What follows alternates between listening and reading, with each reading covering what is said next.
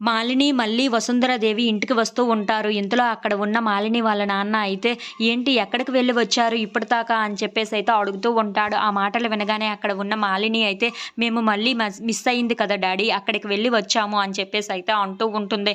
ఆ మాటలు వినగానే అక్కడ ఉన్న అరవింద్ అలాగే వాళ్ళ నాన్న అయితే ఒక్కసారిగా షాక్ అయిపోతూ ఉంటారు. ఏంటి మాలిని ఎలా మాట్లాడుతుంది, మామూలు మనిషి అయిపోయిందా అని చెప్పేసి అయితే అనుకుంటూ తన వైపు చూస్తూ ఉండిపోతారు. ఇంతలో అక్కడ ఉన్న మాలిని అయితే, "నేను మళ్ళీ మామూలు మనిషిని అయిపోయాను డాడ్" అని చెప్పేసి అయితే అంటూ ఉంటుంది. ఆ మాటలు వినగానే అక్కడికి వాళ్ళ నాన్న వచ్చి తన తల మీద ముద్దు పెట్టుకుంటూ ఉంటారు. "హమ్మయ్య, నువ్వు మళ్ళీ మామూలు మనిషివి అయిపోయావు, నాకు అదే చాలు" అని చెప్పేసి అయితే చాలా సంతోషిస్తూ ఉంటాడు.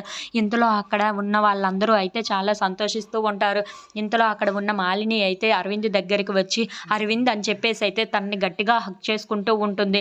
ఇంతలో అక్కడ ఉన్న మళ్ళీ మాత్రం, "నేను ఇక్కడి నుండి వెళ్ళి వస్తాను" అని చెప్పేసి అయితే వెళ్ళిపోతూ ఉంటుంది. అది చూడగానే అక్కడ ఉన్న మాలిని అయితే, "అదేంటి మళ్ళీ అలా వెళ్ళిపోతున్నావు, అయినా నీ భాష మారింది, అలాగే నీ డ్రెస్సింగ్ సెన్స్ కూడా మారింది, అలా ఎలా జరిగింది, నాకు కాస్త చెప్తావా" అని చెప్పేసి అయితే అడుగుతూ ఉంటుంది. ఆ మాటలు వినగానే అక్కడ ఉన్న వాళ్ళందరూ అయితే ఒక్కసారిగా షాక్ అయిపోతూ ఉంటారు.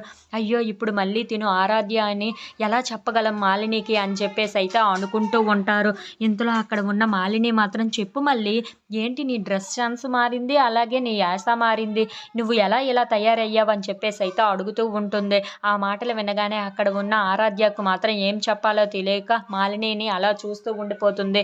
ఇంతలో అక్కడ ఉన్న వాళ్ళందరూ అయితే ఇప్పుడు మాలినికి ఏం చెప్పాలి అని చెప్పేసి అయితే ఆలోచిస్తూ ఉంటారు. If you like this video, please like, share and subscribe.